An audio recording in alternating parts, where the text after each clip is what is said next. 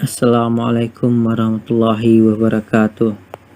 Innal hamdalillah nahmadu wa nastaghfiru wa na'udzubillahi min syururi anfusina wa min sayyiati a'malina. May yahdihillahu fala mudhillalah wa may yudlil fala hadiyalah.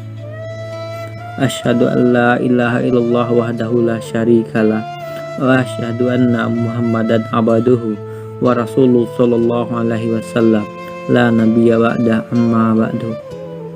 Sahabat seiman, alhamdulillah kita sudah sampai kepada pertengahan bulan Ramadan ini dan insyaallah akan menuju akhir Ramadan ini. Di sini saya akan menyampaikan materi tentang 7 perbuatan penghancur amal. Setiap muslim berharap dapat beramal soleh sebanyak-banyaknya dan sebaik-baiknya.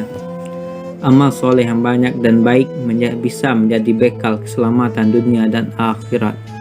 Namun, patut diketahui segala amal soleh bisa lenyap nilainya dari Allah Subhanahu wa Ta'ala jika seorang muslim melakukan salah satu dari 7 perbuatan yang dilarang.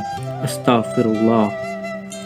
Nabi Muhammad SAW telah mengingatkan umatnya untuk menjauhi 7 perbuatan ini.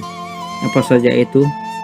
Dari Abi Hurairah radhiyallahu anhu, Rasulullah SAW bersabda, jauhilah 7 dosa penghancur amal. Para sahabat Nabi bertanya, apa yang 7 itu?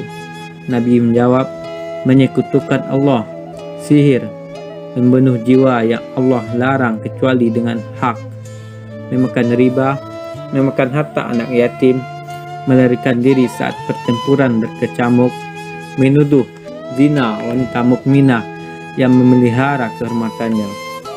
Hadis riwayat Bukhari. Larangan untuk berbuat syirik tertuang dalam firman Allah Subhanahu wa Ta'ala, Quran surat Al-Furqan ayat 23.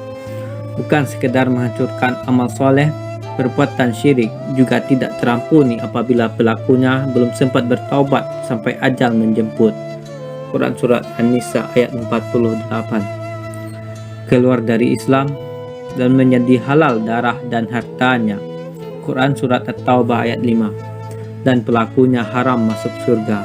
Quran surat Al-Maidah ayat 72. Kedua, sihir.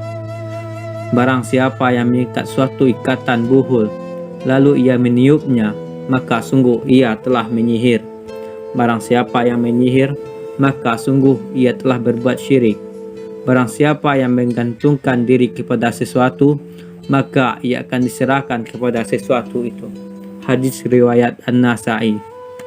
Ketiga, membunuh tanpa hak. Barang siapa yang membunuh seorang manusia, bukan karena orang itu membunuh orang lain, atau bukan karena membuat kerusakan di muka bumi, maka seakan-akan ia membunuh manusia seluruhnya. Quran surat Al-Maidah ayat 32. Keempat, memakan riba. Dari Jabir, Rasulullah melaknat orang yang memakan riba, nasabah riba, juru tulis, dan 2 saksi transaksi riba. Nabi bersabda, mereka itu sama. Hadis riwayat Muslim. 5. Memakan harta anak yatim. Sesungguhnya orang-orang yang memakan harta anak yatim secara zalim, sebenarnya mereka itu telah menelan api sepenuh perutnya, dan mereka akan masuk ke dalam api yang menyala-nyala, yaitu neraka. Quran surat An-Nisa ayat 10. Keenam, lari dari perperangan. Melarikan diri saat peperangan sedang berkecamuk itu adalah sebagai perbuatan dosa besar, dan bagi pelakunya akan mendapat 2 ancaman, yaitu murka Allah dan siksa api neraka. Quran surat Al-Anfal ayat 15-16. Ketujuh, menuduh wanita berzina.